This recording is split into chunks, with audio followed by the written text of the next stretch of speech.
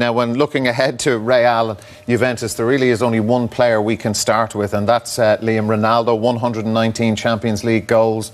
But his game in recent times, it's very different to 10 years ago at Manchester United, even a few years ago at Real. It has changed and it's different now. Well, he's been around pretty much, Dara, for 16 years, 15 or 16 years. We've seen him at the very highest level.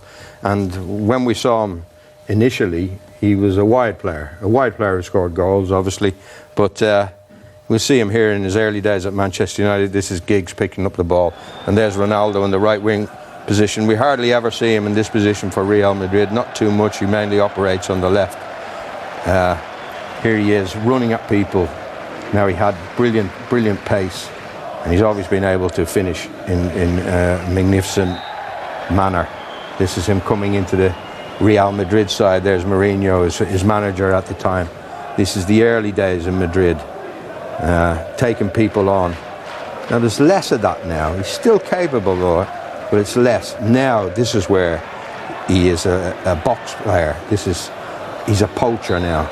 He's on the shoulder of people. He gets across people. He's unmarkable in the box. He's got a great initiative, intuition to be in the right place at the right time. And he scored so many important goals in recent seasons that over 15 or 16 years, we've been very, very lucky to see him perform, because he's been absolutely magnificent. In the early days, I thought he maybe would struggle to go on and have the career he has, because I thought he was a little bit prone to going down, histrionics, but he's changed that in his game as well, and he's become a far more likeable player. In fact, so likeable that the Juventus supporters applauded him off the pitch last week, which is quite incredible. It was an amazing moment. Didi, you would have played against him. Yeah, we played against him a few times. He did things. I remember one night we played, I think on a Monday night at Old Trafford on a wet pitch, and he did things when he pulled the ball back and forwards with the bottom of his boot, which no other player could do on a dry pitch. He did it on a wet pitch, and his pace was electric. As Liam says, he was a fantastic finisher, but I think now, I think that the thing about him is that every year he seemed to get better. And now, he's 33, 34 now. You can make a case now, he's probably or maybe the best he's ever been. And, which other players are there where you can say they've had a fantastic career, they've been league winners, they've been Champions League winners, and at the age of 33 or 34, they're as good as they've ever been. A remarkable player. And if you were to win the Champions League again, I've always been a Messi man.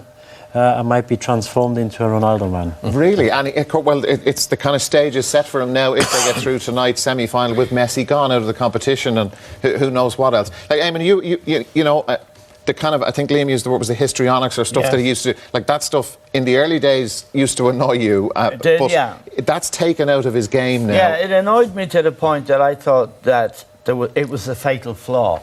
That when he came into big games and tough situations and tough players like Juventus defenders, that he wouldn't be able to handle it. I was completely wrong about that. And I thought he was just, I think I called him a name, I don't know, a show pony. One night here in the studio when they were playing Roma at home, and he scored a hat-trick. But I thought the show pony wouldn't become, but he, as Liam and Didi pointed out, he has evolved and reinvented himself. And he is a truly great player now that we will never forget. And I'm quite happy to acknowledge it, because the game needs him. And as Didi and Liam have said, he has changed. And a phenomenal scorer of goals. Yes, and in this competition last year, he scored 8 goals, quarter-final, semi-final, final. In one match, he scored one with his left foot, one with his right foot, and one with his head. Let's just roll it and see the quality. This was last year when they were trying to be the first team ever to win this back-to-back, this Champions League, and he was magnificent. I mean, that's one with the right foot. This is against Bayern Munich, I think, and there's one again with the underside of his boot, and there's one with his head. Takes the pace off it with his head. And as Liam said again, his instinct for finding the space in the box, and also that was with his left foot. This is Marcelo bursting through, and again he puts it in. This is against big players in tough situations. You watch this goal. He's the quickest thinker in that box. That was quick thinking and anticipation. I mean, this is like, there are only 3 games here. This is like a whole career for some people, a show reel, and we're only taking a little portion out of it in one competition. Unfortunately, I've never been a scorer, but obviously I played against some of the best goal scorers. And when you play against a Ronaldo, when you play in the day against a Cole, a York, these players, you have to have 2-3 people on them, because you know when they do get the ball, you always try to help the fullback, you try to help the centre back. Now, when you play against Ronaldo, these guys will know we've got to keep not 2 eyes, but 4, 6 or 8 eyes on him. Yeah. So there will be 2-3 players always watching him. Yet he still scores the amount of goals he does. And this is an amazing goal. They needed it to go 2-0 up. Juventus had given him a good game, and he drifts into this position having started to move, and there you go. And that's Liam referred to. The Juventus fans, who are very educated, have seen all the greats at that great club, and they stood up and gave him an ovation. And notably, his own celebrations are far more muted than they usually are. He rips his shirts off and shows you the body. But today, this is a moment, I think, for him of complete fulfillment. He didn't even need to do anything. So I think we can celebrate this great player, and anybody who's seen him, and Messi, it has to be said, will say...